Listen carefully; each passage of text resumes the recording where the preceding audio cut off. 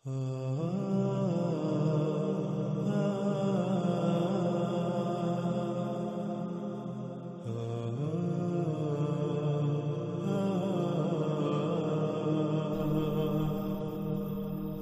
اسی طرح اللہ سبحانہ و تعالیٰ آگے کہتے ہیں، کیا نہیں سیر کی زمین میں، پس دیکھا کیسا ہوا تھا انجام ان کا جو ان سے پہلے تھے، اور وہ تھے ان سے کہیں زیادہ بڑھ کر قوت میں، یعنی اسلحہ و بارود، مشینوں، یہ جو ٹیکنالوجی ہے جسے آج انسان قوت کا نام دیتا ہے، ان میں ان سے کئی گنا، یعنی آج کے موجودہ انسانوں سے کئی گنا بڑھ کر تھے۔ اور پھر اللہ سبحانہ و تعالیٰ کہتے ہیں، اور نہیں تھا اللہ کے عاجز کر سکے اسے کوئی شے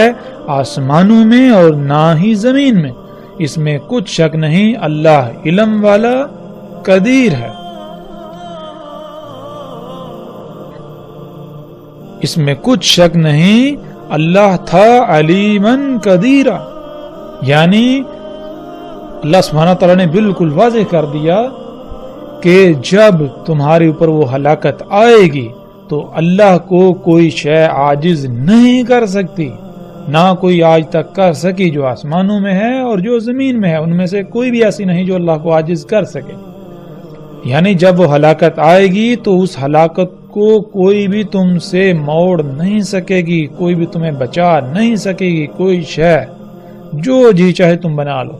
کیوں؟ کیونکہ اللہ سبحانہ و تعالیٰ نے اس کائنات کو علم کے ساتھ اور قدر کے ساتھ خلق کیا ہے۔ قدر کے ساتھ خلق کرنا کیا ہے، قدیر ہونا کیا ہے، انشاءاللہ جیسے جیسے ہم آگے بڑھیں گے تو اس پر بھی انشاءاللہ اللہ کے فضل سے کھل کر صراحت کے ساتھ بات ہوگی، اپنے موضوع کے مطابق اور اپنے وقت پر۔ اسی طرح ناظرین چند اور آیات ہیں جو آپ کو سکرین پر نظر آ رہی ہوں گی، اور ان تمام آیات کو جب سامنے رکھیں تو اللہ سبحانہ و تعالیٰ نے بالکل واضح کر دیا کہ تمام کے تمام رسول جو بھیجے بینات کے ساتھ، انہوں نے ہر امت کو اس سے ڈرایا جو کچھ وہ کر رہے تھے۔ وہ کیا کر رہے تھے؟ وہ ایسی ایسی تخلیقات کر رہے تھے، ایسی ایسی ایجادات کر رہے تھے جن کو وہ آسائشوں، سہولتوں، آسانی اور ترقی کا نام دیتے تھے، اور اسی ترقی کو، اسی آسائشوں، سہولتوں کا جنہیں وہ نام دیتے تھے، اسی سے تمام کے تمام رسولوں نے آ کر ڈرایا۔ انہوں نے آ کر بتایا کہ یہ جسے تم ترقی، آسائشیں، سہولتوں کا نام دیتے ہو، یہ ترقی نہیں ہے، یہ فساد ہے۔ جیسا کہ پیچھے بہت تفصیل کے ساتھ گزر چکا، اللہ سبحانہ و تعالیٰ نے کہا کہ اللہ نے ہر شے کو حق کے ساتھ خلق کیا، حق کے ساتھ خلق کرنا کیا ہے یہ ہم پر واضح ہو چکا۔ تو وہ تمام کی تمام قومیں اس کا کفر کر رہی تھیں، اور آج جب ہم دیکھیں تو بالکل وہی انہی قوموں کے نقش قدم پر چلتے ہوئے آج بھی انسان بالکل وہی سب کر رہے ہیں۔ انشاءاللہ ہم جیسے جیسے آگے بڑھیں گے ایک ایک قوم کے اوپر بہت تفصیل سے بات کریں گے، لیکن وہ آگے جا کر جب موقع آئے گا ہر قوم کے اوپر جتنی قومیں ہلاک ہوئیں، کیوں ہوئیں، ہر چیز کے اوپر ہر لحاظ سے مزید کھول کھول کر بات کریں گے۔ لیکن اب ہم بڑھتے ہیں آگے۔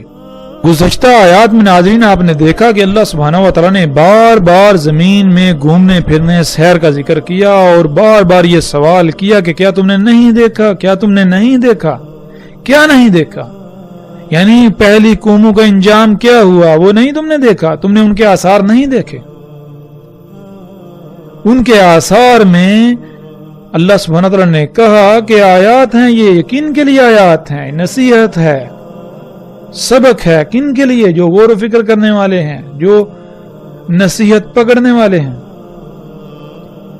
تو اب ناظرین ہمارے اوپر فرض ہے کہ ہم زمین میں گھومیں پھریں، زمین میں سیر کریں، پہلی قوموں کے جو آثار ہیں ان کو دیکھیں۔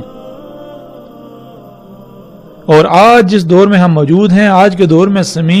زمین میں سیر کرنا، زمین میں گھومنا پھرنا، پہلی قوموں کے آثار دیکھنا اتنا آسان ہو چکا ہے کہ شاید ہی کوئی اور کام اتنا آسان ہو۔ آپ اپنے گھر میں، اپنے گھر کے اپنے ہی کمرے میں، اپنے ہی کمرے کے نرم گرم بستر پر بیٹھے ہوئے اپنے سامنے رکھے ہوئے کمپیوٹر، موبائل میں بہت آسانی سے سیر کر سکتے ہیں۔ تو اب ہم ناظرین سیر کرتے ہیں زمین کی اور دیکھتے ہیں پہلی قوموں کے آثار کو۔ وہ کون سے آثار ہیں جنہیں اللہ سبحانہ و تعالیٰ نے بار بار دیکھنے کا کہا اور ان سے عبرت حاصل کرنے کا کہا؟ وہ کون سے آثار ہیں پہلی قوموں کے جن کو دیکھ کر ہمیں یہ اندازہ ہوگا کہ ان قوموں کے پاس کیا تھا؟ وہ کیا شے تھی جس کے دجل کا وہ شکار ہو گئے؟ وہ کیا شے تھی جس کی وجہ سے وہ یہ کہتے تھے کہ ہمیں کوئی زوال نہیں، دنیا کی کوئی طاقت ہمارا کچھ نہیں بگاڑ سکتی؟ وہ کیا شے تھی جس وجہ سے وہ رسولوں کی تکذیب کر دیتے تھے؟ وہ اللہ کی آیات کے خلاف نکل پڑتے تھے، وہ اللہ کی کائنات میں فساد کرتے تھے۔ وہ کون سی شے تھی؟ جیسا کہ قوم عاد نے کہا، اس آیت میں بھی ہے، اللہ سبحانہ وتعالیٰ کہتے ہیں پس جو عاد تھے پس استکبار کیا، یعنی وہ زمین میں بڑے بن بیٹھے، زمین کی تمام مخلوقات کو یہ کہتے تھے کہ ہماری غلامی کرو، ہماری بات مانی جائے گی، حالانکہ ان کو اس کا حق نہیں تھا، اور تھے وہ بہت بڑھ کے قوت میں سے، وہ قوت میں بہت بڑھ کے تھے، یعنی کہ ان کے پاس اسلحہ، بارود، مشینیں، ٹیکنالوجی، یہ جو قوت ہے بہت زیادہ تھی، اور وہ یہ کہتے تھے کہ کون ہے جو ہم سے بڑھ کر قوت میں ہے،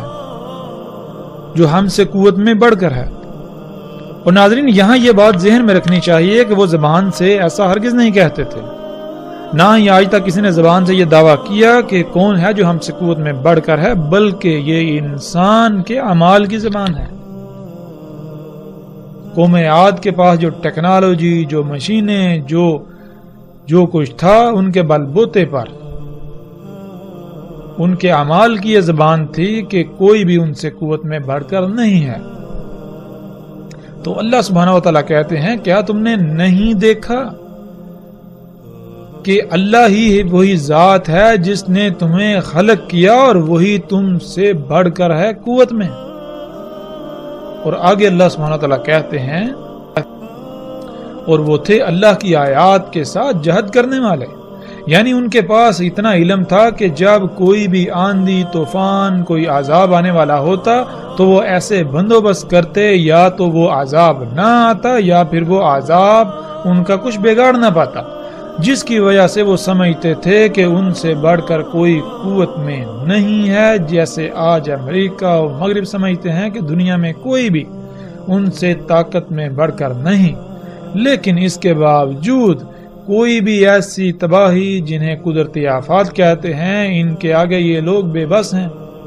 اور اگر آج ان کو ایسے وسائل حاصل ہو جائیں کہ ایسی آفات بھی ان کا کچھ بگاڑ نہ پائیں تو ذرا تصور کریں کہ ان کا دعویٰ کیا ہوگا۔ یہ یہی سمجھیں گے کہ کائنات میں اگر کوئی رب ہے تو یہی ہے، ان کے علاوہ اور کوئی نہیں، اور کوئی نہیں ان کا کچھ بگاڑ سکتا۔ یعنی کہ اگر کوئی تباہی آ رہی ہے، کوئی زلزلہ آ رہا ہے، تو اگر ان کے پاس یہ قوت ہے یہ پہلے ہی اس کو روک دیں تو ظاہر ہے ان کا دعویٰ تو یہی ہوگا۔ بالکل یہی دعویٰ قوم عاد کا تھا اور جو باقی قومیں تھیں،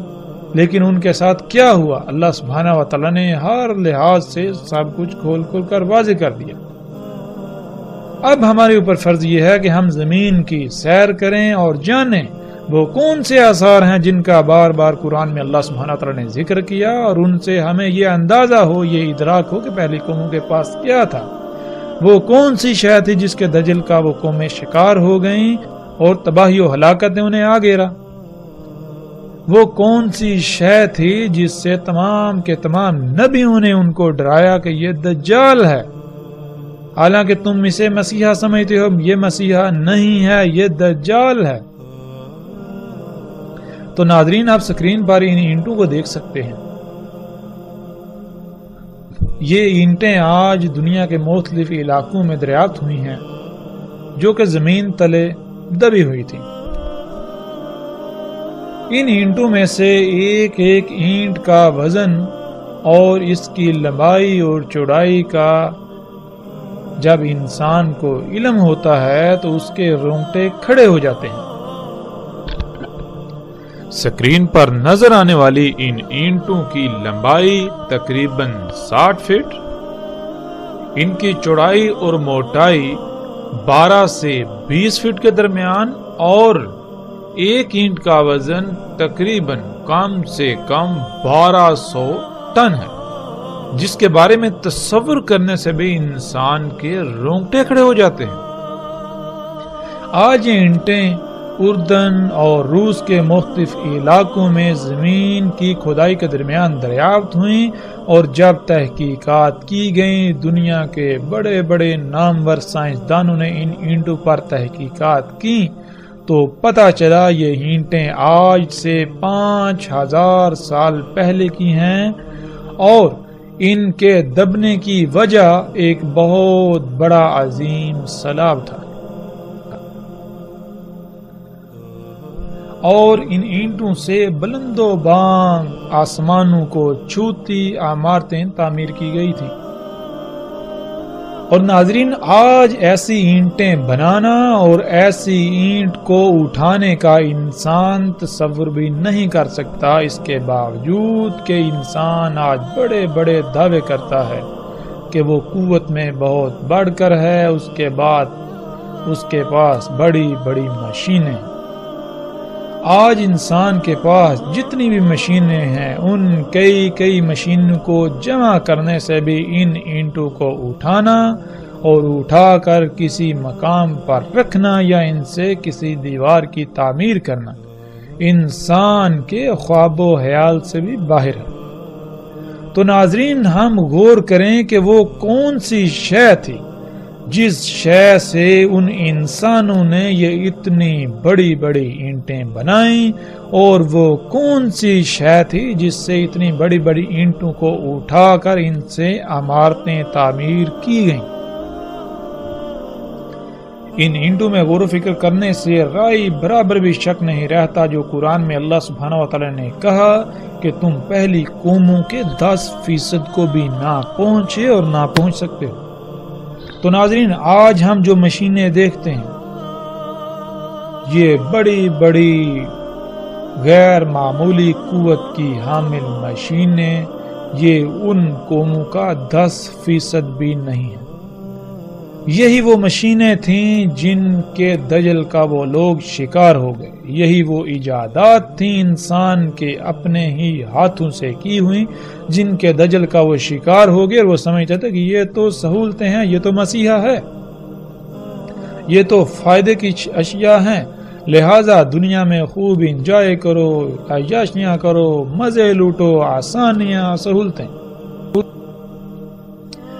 ناظرین، آج جن سائنسدانوں نے، بڑے بڑے نامور سائنسدانوں نے ان اینٹوں کے اوپر تحقیقات کی تو انہوں نے یہ بات کی کہ اول تو یہ کام انسان کا نہیں ہے، اور اگر کسی بھی صورت یہ یقین دلا دیا جائے یا یہ مان لیا جائے کہ یہ کام انسان کا ہی ہے تو جن انسانوں نے یہ کام کیا وہ موجودہ انسانوں سے اس قدر ٹیکنالوجی میں بڑھ کر تھے کہ آج کا انسان اس کا تصور بھی نہیں کر سکتا۔ اسی طرح ناظرین، اسکرین پر نظر آنے والے یہ بلاکس جنہیں ایچ بلاکس کہا جاتا ہے،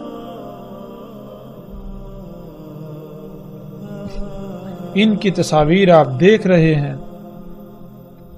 یہ بلاکس بھی زمین میں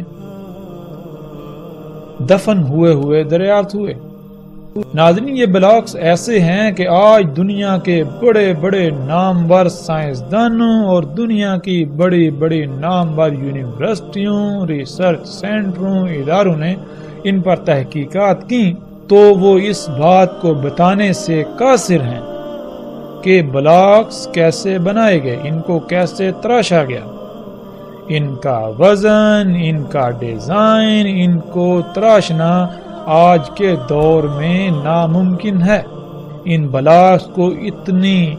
صفائی کے ساتھ اور ریاضی کے پیچیدہ ترین اصولوں کے تحت کیسے تراشا گیا؟ ان بلاکس کو ان نظر آنے والے ڈیزائنز میں کس طرح کاٹا گیا؟ ان تمام سوالات کے جوابات دینے سے آج دنیا کے بڑے بڑے سائنسدان قاصر ہیں۔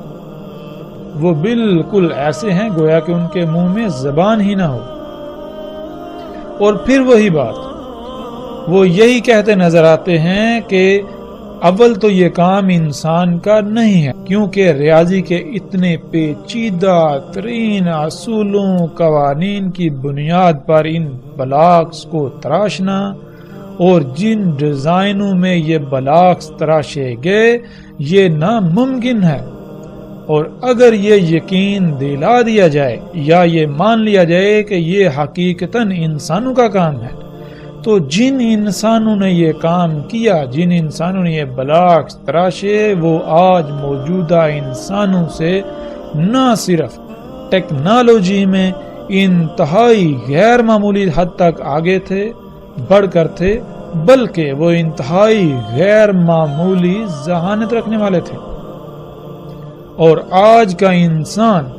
ان کا مقابلہ کرنے کا تصور بھی نہیں کر سکتا۔ پھر اسی طرح ناظرین، جو تصاویر ابھی آپ سکرین پر دیکھ رہے ہیں،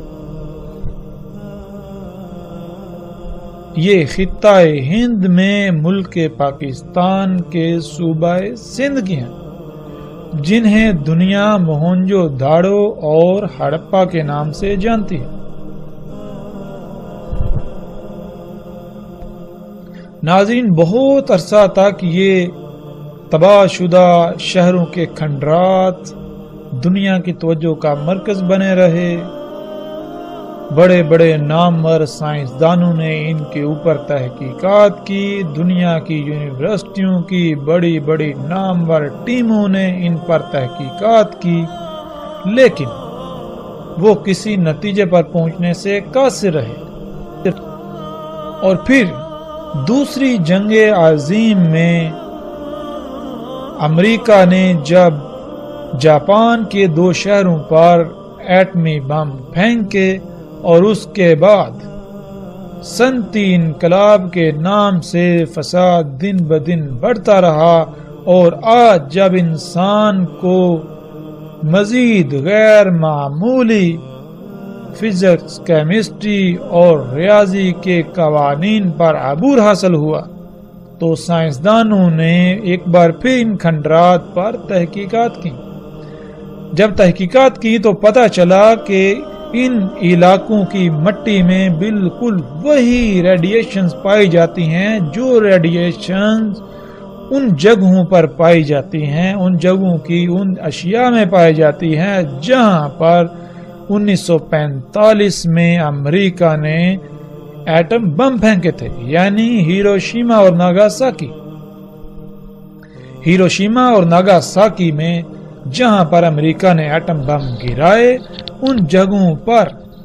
جگہوں کی مٹی، پتھروں اور مختلف اشیاء میں جو ریڈیشنز پائی جاتی ہیں، بالکل وہی ریڈیشنز ان مقامات پر پائی جاتی ہیں۔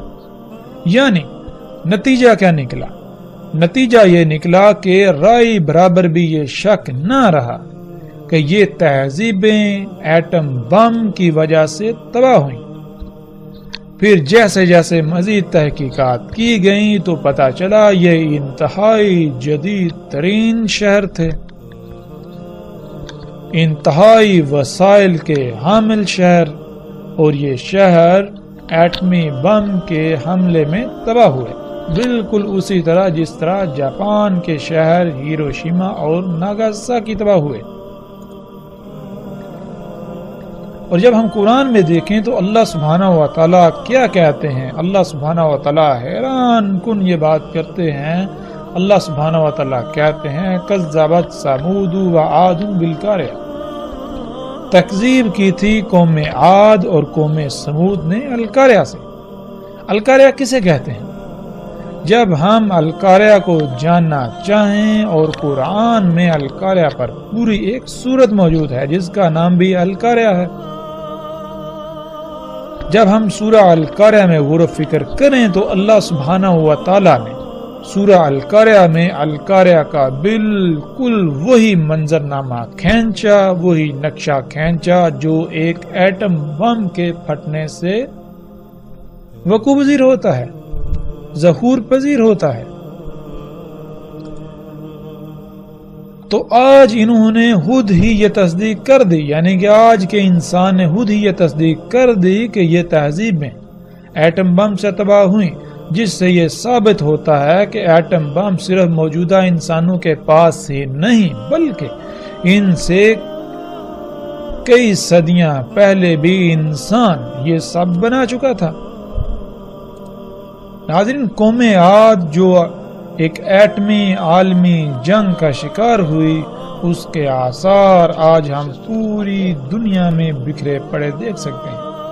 انتہائی عجیب و غریب جدید ترین عمارتیں جو کھنڈرات کی شکل میں ایسے پڑی ہوئی ہیں گویا کہ ایک عظیم طوفان، انتہائی تیز رفتار شدت کی ہوا نے انہیں تہس نہس کر دیا ہو۔ اور بالکل جب ایٹم بم پھٹتا ہے تو بالکل ایسا ہی طوفان پیدا ہوتا ہے جس کا اللہ سبحانہ و تعالیٰ نے قرآن میں ذکر کیا، اور ایٹم بم سے پیدا ہونے والی لہروں میں جو آواز پائی جاتی ہے وہ بھی بالکل وہی آواز ہے جس کا اللہ سبحانہ و تعالیٰ نے قرآن میں ذکر کیا، ریحن سرسرن۔ یعنی کہ اگر آپ یوٹیوب پر جائیں یا اگر آپ ان لوگوں سے پوچھیں جنہوں نے ایٹمی بم کے تجربات کیے اور جو لہریں جو ہوا اس سے پیدا ہوئی اس میں کیسی آواز پائی جاتی ہے، تو آپ کو بتائیں گے بالکل وہی آواز جو عربی لہجے میں ان الفاظ کو ادا کرنے سے آواز پیدا ہوتی ہے۔ یعنی اللہ سبحانہ و تعالیٰ نے قرآن میں آج سے کئی صدیاں پہلے، 14 صدیاں پہلے قرآن میں اتنے بڑے بڑے عجیب و غریب راز رکھ دیے، لیکن اپنے آپ کو مسلمان کہلانے والے، اپنے آپ کو علماء کہلانے والے ان لوگوں کے محتاج ہیں جن کو یہ اپنی زبان سے کافر و مشرک کہتے ہیں۔ جب وہ کوئی تحقیق کرتے ہیں، کوئی ریسرچ کرتے ہیں، کسی راز سے پردہ اٹھاتے ہیں تو اس وقت تو کہا جاتا ہے کہ یہ تو آج سے 14 صدیاں پہلے قرآن میں اللہ نے بیان کر دیا۔ لیکن سوال یہ پیدا ہوتا ہے کہ جب اللہ سبحانہ و تعالیٰ نے قرآن میں 14 صدیاں پہلے بیان کر دیا تو آپ کو پہلے نظر کیوں نہیں آیا؟ آپ کو اس وقت ہی نظر کیوں آیا جب جن کو آپ کافر و مشرکین کہتے ہیں وہ سامنے لے کر آئے؟ پھر ناظرین، جب ہم تاریخ کی کتابوں کا مطالعہ کریں تو ہمیں سنسکرت میں ایک تاریخی کتاب جو کہ ہند کے مشرکین کے ہاں انتہائی مقدس مقام رکھتی ہے، جس کا نام مہابھارتا ہے، اس میں دیکھیں تو اس میں ایسی تحریریں موجود ہیں جس میں یہ لکھا ہے کہ اس خطے پر یعنی موہنجو داڑو اور ہڑپا اس علاقے کا ذکر کرتے ہوئے، اس علاقے کے خد و حال بیان کرتے ہوئے یہ کہا گیا کہ اس خطے پر تسلط جمانے کی غرض سے دنیا کی کچھ طاقتیں آپس میں لڑ رہی تھیں، اور وجہ کیا تھی؟ وجہ یہ تھی اس خطے میں زیر زمین قدرتی وسائل تھے،